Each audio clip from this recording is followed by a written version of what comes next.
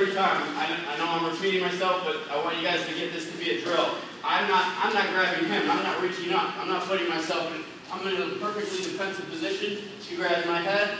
All I'm going to do is elbow. A lot of you guys doing this. A lot of you guys doing this. All right?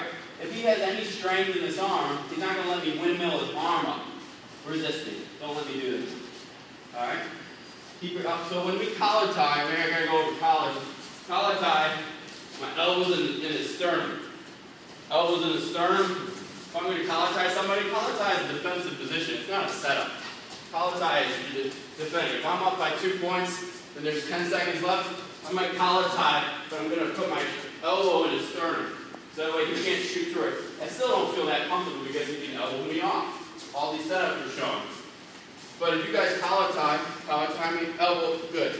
Right here. He's not going to let me pull this out and duck it under like you guys want to do. We can go over duck unders in a minute.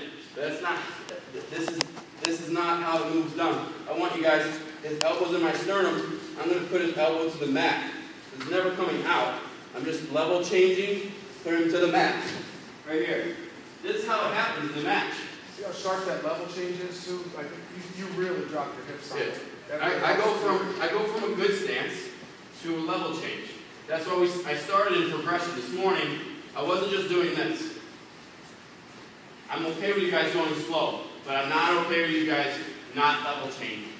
You should go from looking at his chest to looking right at his thigh. The whole time my head and eyes are up right here. Right here. So that way all the moves work off of those level changes. So he grabs my head, I level change. Already, my hand's coming across. We're trying to catch that inside knee. He's a good wrestler, so he tries to recover. As he recovers, I chase him. I chase that single leg. Details are the difference between good and great. Details, like the outside hand, locking over the top, will make you guys finish 100% versus 50%. On a good guy, if I lock like this, he's going to reach down, grab my wrist, kick his leg down, break my grip. How many of you have had that happen to you? There, me too. I've had it happen. When I changed blocking my grip, my outside hand didn't happen at all. It makes the grip tighter. So he grabs me, I pass him by, I catch this. I want to see more of you guys in this position. I'm bending my knees, I'm holding his elbow, I catch his knee. When I let go of his elbow, that's when I'm ready to go to the single leg. I'm controlling him. I let go. I go to the single, my head's in his chest. There's no space. I'm pinching his leg, I have total control. Right now, he feels like there's a tourniquet on his side probably. I'm pinching him so tight. If he tries to kick his leg down and break my grip, go ahead. He just makes it tighter. Okay? He's just pulling me into him. That's why that outside hand, no matter which side I do it on, I pass it here, this outside hand locks on top. That just takes practice.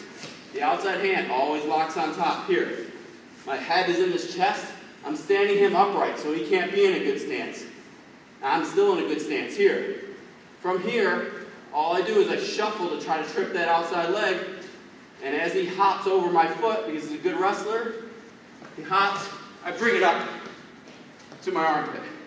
Don't bring it up like this. Okay? It's too weak. Arms extended, too weak. Really strong here. Really strong here. The uppercut is just to try to get him higher.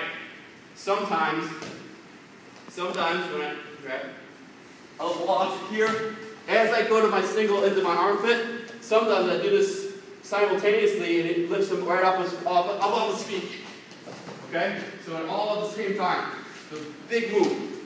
This uppercut behind the knee is going to get him almost up off his feet, so it's really easy to trip. Grabs, elbow off, here. As I step, he steps up. Our next finish, because we want to learn multiple finishes. Okay? Our next finish is, I got it up in my armpit, locked. Next finish is I turn my back to him, kick at the knee. Back, kick, and he flattens out. I don't go to the mat until he does.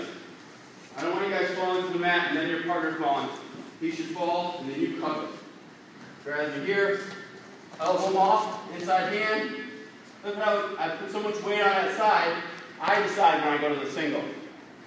Come to the single, outside hand comes and I lock. Here, I shuffle, steps over, up to my armpit. Once it's in my armpit, I can uppercut and hook. Or this next finish I want you guys to do, 5 on each side. Instead of the uppercut and hook, we're going to turn our back. The only way it works is if I get it up in my armpit, locked around his Achilles right here with my sharp bone in my wrist. Okay. He flattens, and I cover. I usually hold the ankle. So that way he can't stand up, give me the skateboard. I hold the ankle, I cover him. The rest of my hand probably just falling, but I hold the ankle. Okay? What do you call that finish? We just call it back kick. Yeah. It's a judo move. So like many of you guys watch judo, all these throws, all these throws here, they turn their back, and that's where they get all that fulcrum, and then they throw and they kick. It's not a typical wrestling throw. Wrestlers throw with their upper body and their hips. Judo, they use their leg. All right. So it's like a judo finish. So I want you guys to learn both uppercut, hook, and then the other one, they're both elbows or armpit deep, back, hook. Okay? 1, 2, 3.